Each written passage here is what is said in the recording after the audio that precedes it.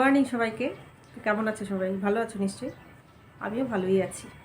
তো সকাল সকাল আজকে এই স্মুদি দিয়ে এই দিনটা শুরু করলাম।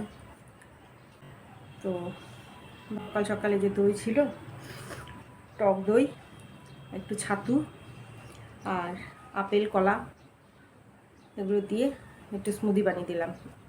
মোমের পাপাও এটাই খেলো, আমিও নিয়ে বসে গেলাম। গরম পড়ে গেছে, এখন সেরকম কিছু খেতেও ভালো লাগে না দেখবা। সকালবেলা বলে না, সারাদিনই দেখবা খাওয়ার প্রতি রুচিটা উঠে যায় গরমকালে। তো যাই হোক, এখন থেকে আমি আমার ব্লগটা শুরু করছি। তোমরা সবাই সঙ্গে থাকো, আশা করছি ব্লগটা তোমাদের খুবই ভালো লাগবে। তো আজকে একাদশী দুপুরবেলা অন্যান্য দিন কী করি, রুটি বানাই, কখনো কখনো ডালিয়ার খিচুড়িটাও বানাই। তাই এই গরম দেখেও বললো আজকে আর রুটি টুটি না, ডালিয়ার খিচুড়িই বানাও। তো ভাবলাম সবজি টবজি দিয়ে ডালিয়ার একটু খিচুড়ি বানাবো দুপুরবেলা, রাত্রেবেলা রুটি সবজি কিছু একটা বানিয়ে দেবো। তো শাশুড়ি মারা গেছে 1 বছর হয়নি, আগস্ট মাসে মারা গেছে। তো তিথি অনুযায়ী ওর জুলাই মাসে আর কি মায়ের বাৎসরিক কাজটা পড়ছে। তো এই তখন থেকে আর কি এই ইয়েটা শুরু করা হয়েছে আর কি, একাদশীটা। তো ও বলছিল তোমাকে করতে হবে না, তাই আমি ভাবলাম না বাবা, একই ঘরে অন্য পথের প্রতীক কী করে হয় বলো, একই পথের প্রতীক হই। তো ওর সাথে আমিও একাদশীটা শুরু করলাম। আমরা দুজন একাদশী শুরু করলাম, আমাদের সাথে সাথে আমাদের মেয়েও একাদশী শুরু করলো। তিনজনেই, ঘরের 3জন মেম্বার আছি, 3জনেই একাদশী করছি। আমরা হলাম মাছে ভাতে বাঙালি যাকে বলে না, ভাতটাকে খুব মিস করি যে কোনো সময়। তো ঠিক, তবুও ভাবলাম না, ও করছে যখন ওর সাথে আমিও করি। আর আমার মেয়ে তো এমনিও ভাতটা ততটা ভালোবাসে না, ও রুটি টুটিই ভালোবাসে। তো এই ডালিয়ার খিচুড়ি করব। আর এই গরমের মধ্যে দেখবা রুটি টুটি খেলেও না, যাদের অভ্যাস নেই আর কি তাদের কথা বলছি, নাহলে যাদের অভ্যাস আছে তারা তো দেখবা দিনে রাতে সবসময় রুটি খাচ্ছে। আমাদের তার অভ্যাস নেই, যার জন্য কী করি ওই দুপুরবেলাটা ডালিয়ার খিচুড়ি করে নিই কখনো কখনো, সব রকম সবজি টবজি দিয়ে। ওটাও বেশ ভালো লাগে খেতে কিন্তু, ডালিয়ার খিচুড়িটা। তা আজকে তো ডালিয়ার খিচুড়ি করবো, আর রাত্রেবেলা রুটি করবো বললাম। বাইরে প্রচণ্ড গরম পড়ছে, আর এখানে গরম পড়লে পরে না, যেহেতু পাহাড়, গরম পড়লে গরমটা খুব বেশি লাগে।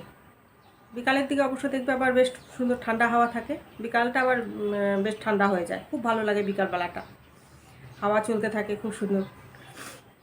তো এই দুপুরবেলাটা মাঝে মাঝে রোদ্দু উঠলে পরে প্রচণ্ড গরম, আবার 2 দিন বৃষ্টি দেয়, তখন আবার বেশ দেখবে ঠান্ডা ঠান্ডা হয়ে যায়।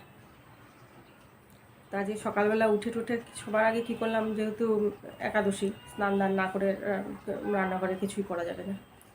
আর যেগুলো কাজ টাজ করার ছিল, গ্যাস ট্যাস ধোয়াধুয়ি বা পরিষ্কার করা, ওগুলো তো রাত্রেই শেষ করে রাখি, ওগুলো সকালের জন্য রাখি না। তো ওগুলো করে রেখেছি যেহেতু রাত্রেবেলা, সকালবেলা উঠে কী করেছি, বাসি ঘরটার ঝাড়টার মেরে আগে স্নান করে পূজাটা দিয়ে দিলাম। দিয়ে নিয়ে এই তো জলখাবারের মধ্যে আজকে তো এটাই হলো বললাম। তো আস্তে ধীরে রান্নার কাজটা করবো। আজকে বেড কাভার টেড কাভার অনেক কিছু ধুয়েছি, কারেন্ট ছিল না, তো বেড কাভারগুলো মেশিনেই দিয়ে রেখেছিলাম, তো কারেন্ট আসার পর ধুয়ে দিলাম। ওগুলো এখনও মেলা হয়নি, ওগুলো মেলবো।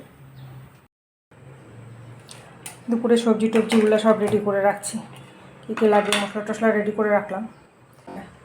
তো আজকে ভাবছি, যেহেতু কাজের আজকে এত কী বলবো প্রেশার নেই, তো আজকে অন্যান্য জিনিসগুলো করবো। সবজি দেখো কাটতে কাটতে অনেকটাই হয়ে গেছে, অল্প অল্প করে দিয়েছি সব, তবু অনেকটাই হয়ে গেছে। এখানে পেঁপেটাও নিয়ে বসছিলাম দিব বলে, তারপরে দেখি এতগুলো সবজি হয়ে গেল, তার পেঁপেটা দিব না।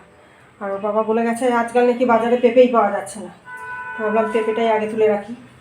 আর এখানে যে বেগুন দুটাকে রাখলাম, বেগুনটাকে পরে ভাজা করব, বেগুনটা পরে কেটে নেব।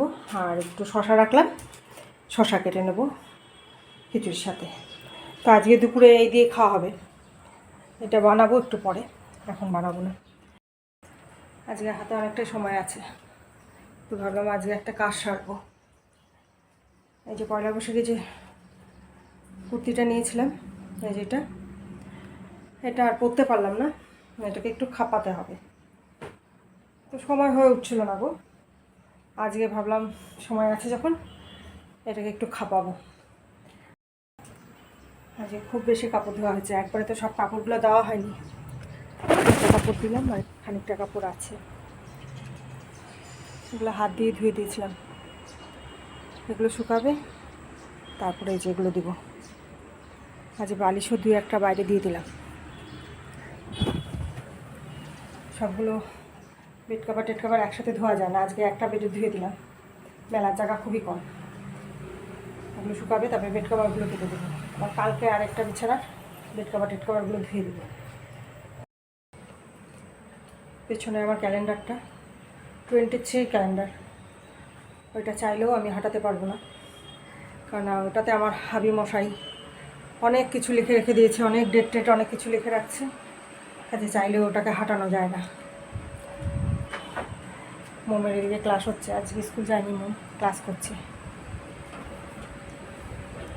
কয়েকদিন বৃষ্টি হওয়াতে পুরো জঙ্গলে ভরে গেছে বিষ্ণুপুরে।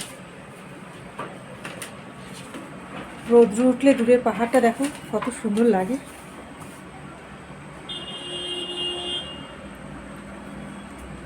একদম পরিষ্কার দেখা যায় পাহাড়টা। আর এদিকে জানলাটা দিয়ে খুব সুন্দর হাওয়া আসে সবসময়, যার জন্য মাঝে মাঝে এখানে এসে দাঁড়িয়ে থাকি আর কি।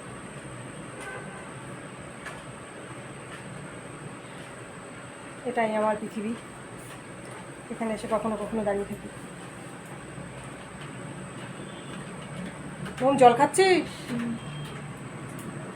জল খাস মনে করে, কিন্তু বোতলটা রেখে দেবো।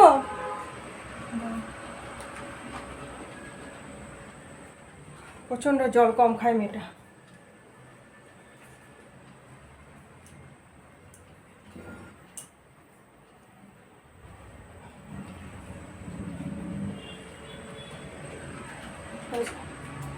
দেখো পড়ে না যেন। হ্যাঁ,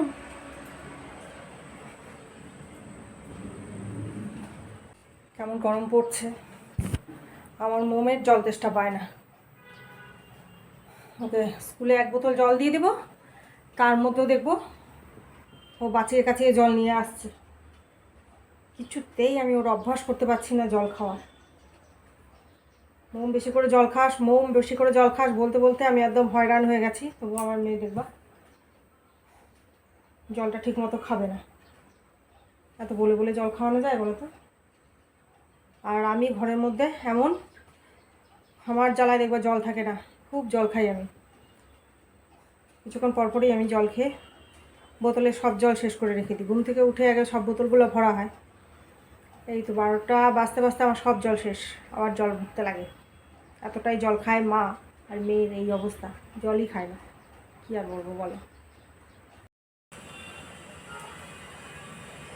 2:30টা বাজে, তো মম্মির পাপা চলে আসছে, খাবার দাবারটা দিয়ে দিচ্ছি। বেশি করে শশা কেটে নিলাম এখানটায়, আমি যে একটু মিষ্টি আচার নিলাম, এই মিষ্টি আচারটা মোম খাবে। ওনাকে ডালিয়া দিয়ে মিষ্টি আচারটা খুব ভালো লাগে, তো মিষ্টি আচার দিয়ে খাবে। তো আমার ভিডিওটা তোমাদের কেমন লাগলো অবশ্যই কমেন্টস করে জানাবে। যদি ভালো লাগে একটা লাইক দেবে। আর আজকের মতো ভিডিওটা এখানে রাখছি, আর বক বক করছি না। দেখা হবে অন্য একটা ব্লগে। ততক্ষণ তোমরা সবাই সুস্থ থেকো, ভালো থেকো, আর নিজেদের যত্ন নিও। আজকের মতো টাটা।